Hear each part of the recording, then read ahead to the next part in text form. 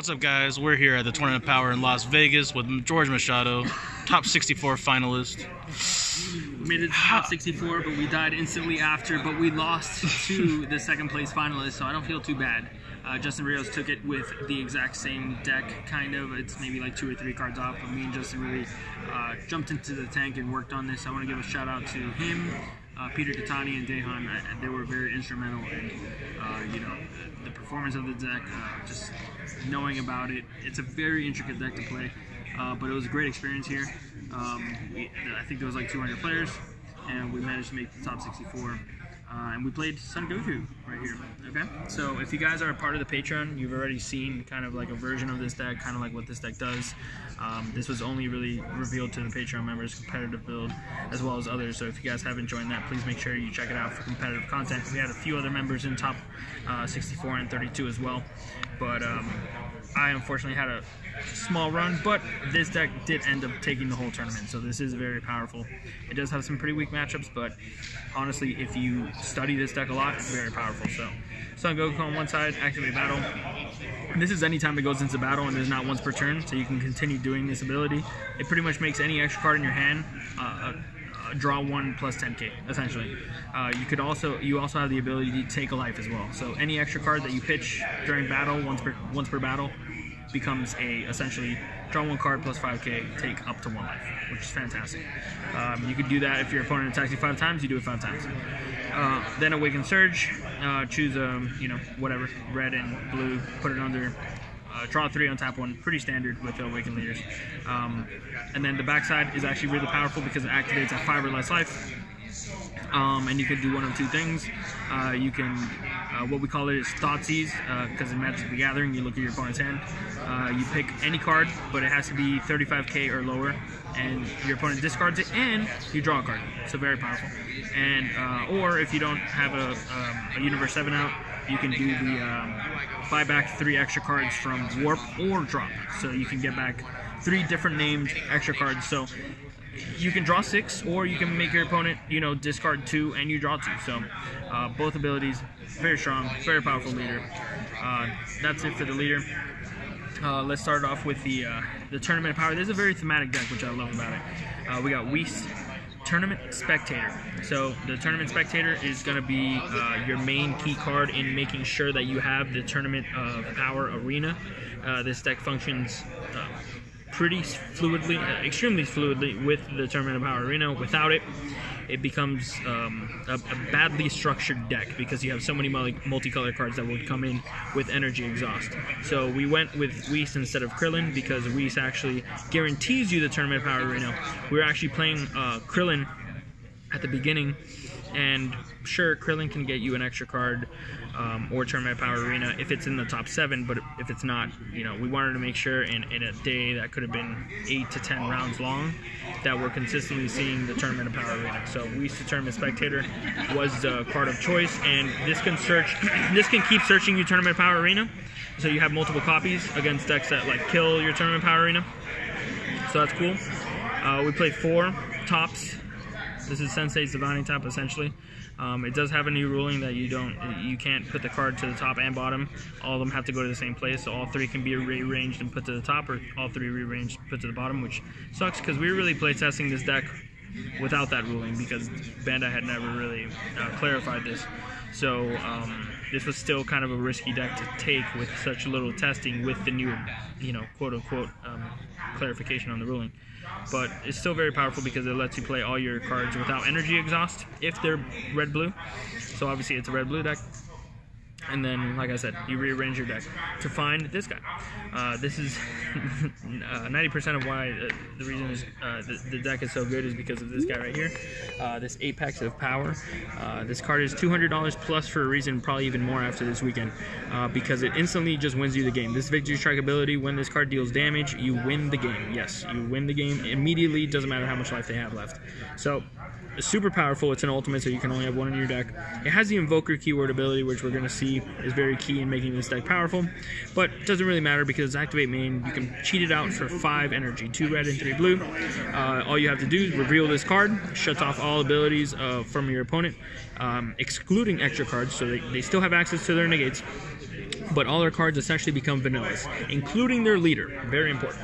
So you're able to bring this out for 5. If you have 5 or more red, blue, multicolor extra cards, they can be, you know, multiple copies is fine. They don't have to be different names or anything like that. And super duper powerful because it's a huge base. Automatically wins you the game if it connects, and if it doesn't connect and kill your opponent, they'll have a turn of just draw, charge, pass, essentially. Next key closer that we play in the deck is 6 energy Son Goku Instinct Surpass. This is the Dash Pack exclusive card, and this guy is extremely powerful because he has Deflect. So unlike the Secret Rare, your opponent can still respond with counterplay abilities on him, like Champa and Frost Deadly Poison. On this, they cannot Frost Deadly Poison. They can still Champa you, unfortunately, but you do have a powerful ability of Activate Main. You can choose 2 red-blue multicolor extra cards from your hand and or drop, and you can send them to the warp, restand him, and give your opponent's leader -5k for the duration of the turn. So even if they do Champa the Trickster him, if you have like 8 extra cards, which is pretty common by the time you drop him, he gets 4 attacks. So that's actually ridiculous. And every time that you attack, your opponent's leader gets weaker and weaker and weaker and weaker. So super good card, a great finisher for those games that you don't see Secret Rare. Next key card that you want to play is the SSB Vegeta Inspired Technique. This has Barrier, Deflect, and Invoker. That's all you need to know on this guy. This is the key card that you want to get down on turn 3, so that all these multicolored cards that you're going to see right here all cost 1 energy, essentially. Tyranny's Cost, RIP, the 4th common. This card is essentially Pot of Greed. Pay 2 energy, but because with Invoker, you just pay 1. Pay 1, draw 2, and then if your opponent has 11 or more cards, which is actually super relevant, then they discard down to 10. So there are matchups where, you know, control matchups, Piccolo matchups, they have like 12, 13, 14 cards in hand. Boom, they discard down to 10. So this is actually like a discard. Yes, he shuffles it back into the deck. Oh, it's shuffled back to the deck. Wow, that's crazy. Never resolved this, but hey, just so you know, I guess. I think on untap they actually discarded them. So, oops. Emperor's Death Beam. This is a key piece of removal for the Invoker deck. It is 3 energy, but like I said, all these are going to cost 1 red-blue energy only. This gives minus 30k over Barrier, so even if they have Barrier, it doesn't matter. 30k for the duration of the turn. Super good. Kills pretty much anything in the format, except for Secret Rares. And even with Secret Rares, you can drop them down to like 10 or something, to the point that they don't connect at all. And then they have these, as opposed to Tyranny's Cost, these have Activate Mains that you can send them from your drop to the warp. Look at the top card. If it's a multicolor extra card, you can add it to your hand. Otherwise, you just place it on top. So that's very key in being able, in the hand destruction matchups, being able to keep card advantage up with your opponent and making sure that you don't fall too far behind. But it's dangerous because you want extra cards in the drop area, of course, for a lot of your cards. So next piece of interaction that we play is the Royal Condemnation. This comes down for 1 multicolor energy, usually or 4 if you don't have an Invoker, but very good because this one actually prevents the playing of any 8 costs or less and puts it to the bottom of your opponent's deck. So it's actually really cool. They can't like reanimate the card or like bring it back or anything like that. They won't see that for a long time. They won't see that for a while, which can be good and bad. I mean, if it's a Secret Rare like Black Smoke Dragon or something like that, it's unfortunate because they could draw it again, but usually it's better to just put it in back into the deck. So this is a very key piece of interaction that you hold up. So those 2 are essentially the 2 that you want to keep up as counterplays to your opponent. The Death Beam and the Royal Condemnation are good 2 interrupts. And then we have some board control. This is this is not instant speed like the others, but this is more of a sorcery speed type ability, and this kind of like dark holes your opponent to a sense. It only KOs 25 power, 25,000 power or less. It KOs and it chooses, so it doesn't get around Barrier. And it's restricted by the 25k power. It destroys Hatchiak. Yeah. The powerful thing about this is the Activate Main for 1 red. This one, instead of having the banish it, look at the top card, this one actually, you pay 1 red, and you just add this from your drop area to your hand. So this is just infinite cards essentially, because you keep discarding it with your leader on this side, you keep discarding this with this, and you buy it back, and against hand destruction you discard this. Like, this card just does it all. Not only is it just card advantage, card resources, but it's also removal on top of that. Double Sensu Bean, this card was awful all weekend. Awful? I would probably suggest playing 0. This card just doesn't do enough. It's not really needed. It's actually only really good against Majin Buu, to be honest. Everything else, this card was like coming out 100%. We dropped it from 4 to 3 to 2. Probably should have been 0 for the event. That's probably the only change that I would make. 4-Dimension Magic, this is just the most key card in the entire deck.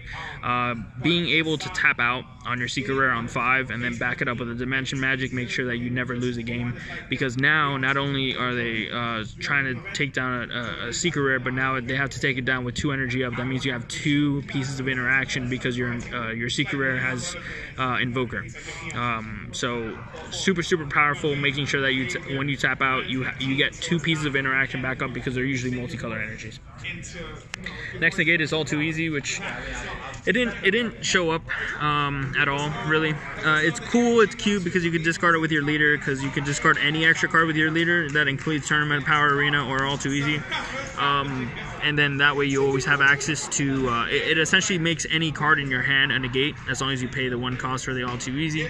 But it's just not, it didn't come up. It's there for Gohan, literally. It's for, just in case I got paired up against Marcel, I knew that I was going to win.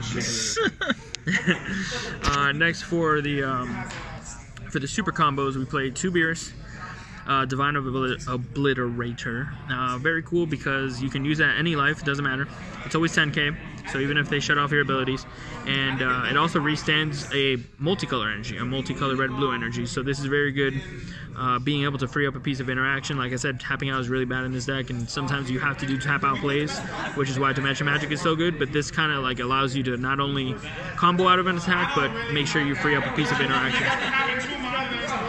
Next super combo we play is the Backbone of Universe 7, Son Goku. This one's a super combo that's 0, so if they like Fu, Shatter to Mystery you, or something that negates all skills, this would be a 0, and that would be completely awful. But the cool thing about this is that it will draw you a card, and it'll give you some card economy against like the hand destruction builds. And if you need like pushing potential and like just pushing and digging into something, it could be pretty relevant. You can find you can also, if you know what the top card of your deck is, you're able to draw it with this super combo and this super combo only, essentially. Next for the negates, or I guess more negates, right? Because this deck is all about negates. It's, why you hate me, bro? 2 Master Roshi Universe 7 United. This format is just very good to cut off the battle step, making sure that your opponent can't rival on you and do things, even if it's not against Gohan, very powerful. The cool thing about this one is that it is a Universe 7. So once you negate, this comes on board. Now your leader's ability of thought seizing your opponent, controlling Universe 7, is automatically active as soon as you negate the attack. So, because he is a Universe 7, so very nifty. That's really relevant. Yeah. And he's very cool with some of these cards that we're going to pop up right now. So, next is going to be the SS Vegeta Blast Barrage. This card was phenomenal all weekend. This card becomes a 1 red energy negate if you control 4 more extra cards in your drop area. Yeah, that means not just multicolor. That means like Tournament of Power Arena, Dimension Magic, Sense of Being. Any of those cards count towards this. It's a counter attack, negate the attack and play this card. Has an auto if it's your opponent's turn. When you play this card, neg one of their battle cards minus 5k. So you can kill, in Majin Buu you can kill a lot of their things, or you can neg the Buu chain to the point where if they keep evolving over it's lower. And it's a 15k power, so you can actually beat with this. And it's a Universe 7. And it's a red card, so it's going to help you. And it's Vegeta. Yeah, and it's Vegeta. So this is going to be very powerful when we kind of show you a little bit more about the deck. But next was Uneasy Alliance Son Goku. This one is a Universe 7 as well. It's a 2 energy, it's blue, and it's a counter attack as well. So you have an extra 6 negates between this and the Vegeta. This is really cool with Master Roshi and with the Vegeta, because this will buy back one of your negates. So negate attack, negate the attack, play this card, very simple. But when you play this card, choose up to 1 battle card other than him with an energy cost of 3 or less and return it to the owner's hand. So this is going to be able to buy back Roshi negates and this, or Whis if you really wanted to. Or you can bounce back your opponent's cards. I don't want to choose 1 battle card. Oh yeah, that's actually insane. I never use that. But Yeah, pretty relevant. I bet Rios did. Probably. That's probably why he won the tournament. Then the last card, the reason why we're playing this Goku and Vegeta, not only because they're fantastic negates, but because they're U7s and because they both have 15 gate power, and that means we fulfill the requirements for a Union Fusion, and this Union Fusion requires 5 energy, and this card is still broken, as you know, broke is broke. This card just completely annihilates your opponent's hand. It takes away everything. They reshuffle their whole entire hand back into the deck. They draw 3 random cards. It has Deflect and Barrier, very important in the mirror match. They can't Royal Condemnation this card. They can't Frost Deadly Poison. They can't really do anything much to interact with this guy's ability. The ability is just going to resolve no matter what. The best thing they could do is Champa this, but it doesn't matter. Because once they go down to 3 cards, then you look at their hand and you take another one of those cards. And then, if you're lucky enough, you can Secret Rare them right after. So there's no possible way. That is the complete annihilation of any deck. The 1-2 punch, dude. Yeah, that's the 1-2 punch right there, and that's what makes this deck so powerful. And that's pretty much for the main deck. Let's go on to the sideboard here. We did side the red negate, so we have all too easy and the final guardian because our leader is both red and blue, so we can have access to both. It's very important that you have one of each because you can't activate both of them, both of the same one in the same turn. So if you had one of each in the drop, you can actually negate your opponent's attack twice by using both of them. That's relevant against when people go G to U back. Yeah. Next is Cease to Exist. This card was really good this weekend, especially in the U11 matchup when they try to double barrier, double Kunshi, which is the 1-drop barrier. Usually your only way of interaction with the board is we're in this together, but that doesn't get around barrier. This gets around barrier, so you can get those out of the way and then board wipe the rest of their board. At worst, it's an extra card. Remember, you can pitch it to your leader. It's a 5k combo also that you can use. And this card is also good against Search Coup. Being able to minus the apes is super relevant when you're getting pressured down on the board. Good against Successor because, like I said, sometimes you just don't have border interaction early. You don't see that Vegeta on 3 with we're in this together. This kind of helps alleviate, buy some time so that you can go G to them. Is it good in the mirror match too, right? Yes. Yeah. They can also get rid of the Invoker in the mirror match. Yeah. So that's an added plus. The Instinctive Reprisal. Well, the Gogeta is also very good in the mirror match. A lot of people don't play it, so that's a big reason. But the Instinctive Reprisal, this card's really good. It didn't really come up too much, honestly. I think this is really just needed for the Majin Buu matchups. It is a negate, so it's an extra attack. Yeah, well, this one's a little bit harder because this is a 2 energy negate, so it's not as good against Gohan. It just minuses their leader for the whole turn. But it can minus the leader. It can. So pretty good. It's the best with Invoker though because this is a multicolor extra card. Tyranny's cost for this is pretty easy against Gohan usually. So next is Universe. We are at Universe 7. This is really good at being able to buy back Secret Rare from the drop area, the 6-drop from the drop area, anything from the drop area really is no restriction. The only restriction comes when you're trying to search from the deck. It only gets a 4 or less. So you can actually get Invoker Vegeta with this if you're like struggling to find it. It's a pretty cute card. It could also search you Whis. I actually did that once. Like I couldn't find my Whis. I couldn't find my Tournament Power Arena. That's some desperation. I had to get this, super desperate. With hand control, it be like that sometimes. You just don't see that. You don't see the Tournament Power Arena. They start discarding cards, and then you're kind of really desperate to find the cards. So next is Crisis Crusher Son Goku. For people like Marcel, once again, I just didn't want to lose to Gohan. Unfortunately, I played 0 Gohan.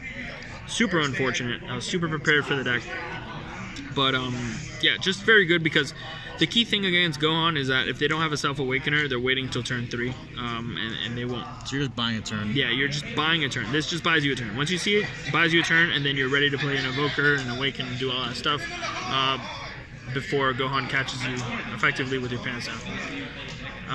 Now this was for a special ruling that probably won't be relevant going forward. We'll see if Bandai responds to it. They have yet to make a public statement about it. I think it's the dumbest ruling in the world.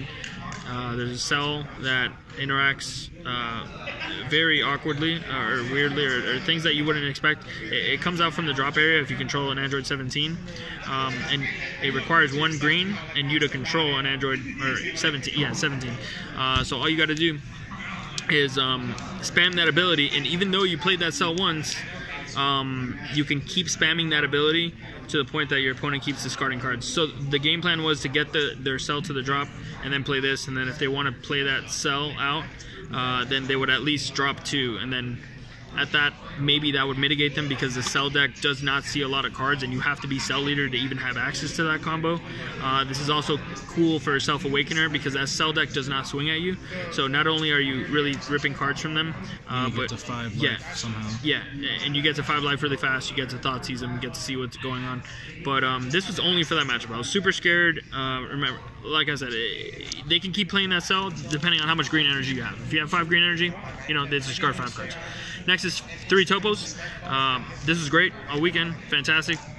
I could probably consider, I can make a suggestion making it in the main board, but you already have a lot of negates. This is mainly just there for Majin Buu. You can side it in a whole plethora of different other matchups too, which I did. But it's just a flexible card. It's great. The only bad problem is not a Universe 11, unfortunately. I mean, not a Universe 7, unfortunately. But hey, it is what it is. That's pretty much it. Shout outs to the Patreon. Definitely make sure you guys check that out. A lot of these competitive decks we've been putting on there, the Discord that you're part of if you're part of the Patreon. It's the best way to make sure that you have the competitive edge, and we do the work for you.